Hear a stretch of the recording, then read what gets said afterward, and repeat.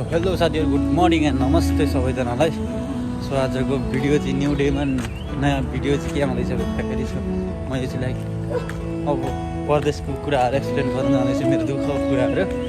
अनि सो त्यही अलि उठेर फ्रेस पनि भएको नि, जम्मा 4 घन्टा सुतेर ड्युटी हिँड्यो। अनि त्यही 15-16 घन्टा ड्युटी अभियसली भइ नै रहेको छ हाम्रो चाहिँ। अनि लिटरली 2 महिना चाहिँ छुट्टी नै छैन हाम्रो। त्यही भएर अब 4-5 घन्टा सुत्दै ड्युटी हिँड्नुपर्छ।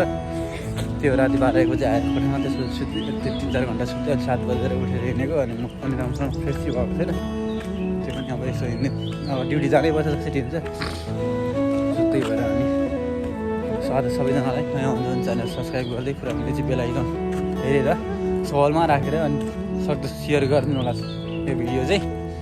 अनि अब त्यही हो, किनभने आजको कुरा चाहिँ कस्तो छ भन्दाखेरि अब अहिलेको दुःखहरू कुरा त के गर्नु, परदेशको कुराहरू त्यस्तै छ। अनि सो त्यही हो, अब मेरो भनाइ चाहिँ के हो भन्दाखेरि बाँकी दिनहरूमा हामी त अब यसरी फस्यौँ, लाइक अब अरू चाहिँ नफसोस् भन्ने कुरा हो। सो अब अरूलाई चाहिँ के अब फर्स्ट अफ अल म चाहिँ के सुझाव दिन चाहन्छु भने अहिले मलेसिया अहिले त खुलेको छैन, लाइक अब 1-1.5 महिना लाग्ला, 2-4 महिना लाग्ला चाहिँ अब सिक्किममा खुलिहाल्छ भन्दा जहिले बल्ल त हुँदैन।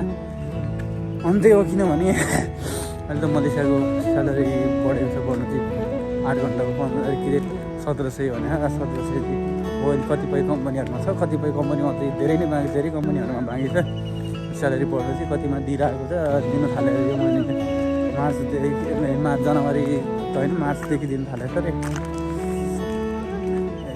फेब्रुअरीदेखि दिने कुरा थियो, कतिमा दिइसक्यो, कतिमा बाँकी छ, अनि कतिमा मार्चदेखि दिन्छ अरे। अब कतिपय कम्पनीहरूको त त्यही अब खासै चालु छैन। अनि त्यही हो अब, किनभने अब यस्तो छुट्टीहरू हुन्छ मलेसियामा कतिपय कम्पनीहरू चाहिँ, म्याक्सिमम् जस्तो कम्पनीहरू चाहिँ अलिक लास्टै ठगै हुन्छ क्या, धेरै नै प्रेसरवाला हुन्छ। अनि सो त्यसमा चाहिँ हामी पनि एउटा लास्टै पनौती कम्पनीमा चाहिँ हामी भन्छौँ। अनि त्यही हो, अब गाह्रो छ अहिलेलाई चाहिँ हाम्रो चाहिँ घर सधैँ घरतिर पनि अब निक्लिने चान्सेस छैन। अब ऋण छ 1 वर्ष आएको त 1 वर्ष हुन लागिसक्यो, अहिलेसम्म ऋण तिरिसकेको छैन। अब यहाँनिर हुनु त उनीहरूकै खाएर भन्छ, खाना चाहिँ उनीहरूकै हो। बाँकी अब यस्तो अलिक प्रायः जस्तो चाहिँ हामीले अझै हामीले पनि किन्नुपर्छ, किन्नलाई चाहिँ प्रायः जस्तो। त्यही भएर गाह्रो छ यहाँनिर हरेक कुराहरू। अब त्यति भरेको सेजी कुराहरू त्यति केही पनि गर्नु पाउँदैन, गाली त्यस्तै आइहाल्छ।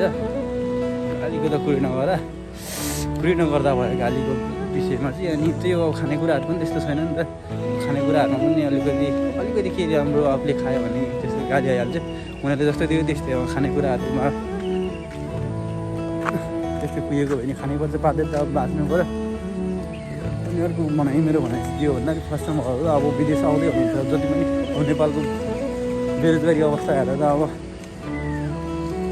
अवस्था सबैलाई विकल्प भनेर हामीहरूको चाहिँ विदेशै हो।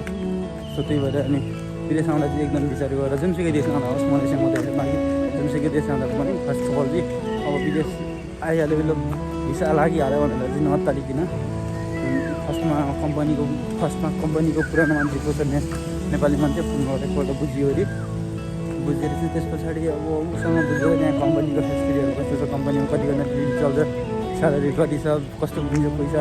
कतिपय कम्पनीहरू यस्तो हुन्छ 3-4 महिनासम्म स्यालेरी दिँदैन। अनि अलिक छ हाम्रो म त्यति मेरो त त्यस्तो छैन, कम्पनी स्यालेरी त ब्रेक गर्दैन, गाली र खानेकुराहरू चाहिँ त्यस्तै हो, ड्युटी टाइम त्यही हो। ड्युटीको त कुरा नगरौँ, सुत्ने समय छैन हाम्रो चाहिँ भन्यो भने। अब 2 महिना त लगातारै हाम्रो ड्युटी हो, अब छुट्टी छैन 2 महिना, यस्तो भोगाइहाल्छ। 2 महिना काम गरेको स्यालेरी छैन, 2 महिना काम गरेको छुट्टी नगरी काम गरेको पैसा छैन, के गर्नु। नेपाल गएको यहाँनिर सिधै काँचै खान्छ हामीलाई। त्यही भएर सबैजनालाई सक्दो जुनसुकै देश जाँदा होस्, अब फर्स्टमा कम्पनीमा बुझेर चाहिँ अनि आउँदा बेटर हुन्छ। अहिले त मलेसियाको लागि पनि लगभग 4.5 लाखदेखि मुनि त मरिगयो नि आउँदैन। हामी नै आउँदाखेरि 3.5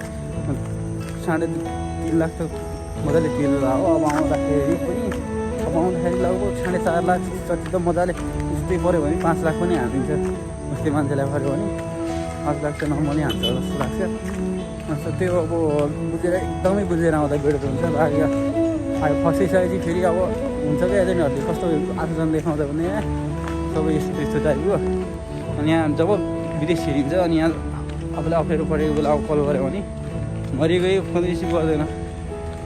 अब के गर्ने एउटा नजानु कहीँ चिनेको जाने कहीँ न भाषा त आउँछ राम्रोसँग न भाषा बोल्ने नै यो छ भाषा पनि त्यस्तो भाषाहरू भाषा नभएपछि अब हरेक कुराहरू गाह्रो हुन्छ यहाँनिर कसैलाई के भन्नु कसैलाई के भन्नु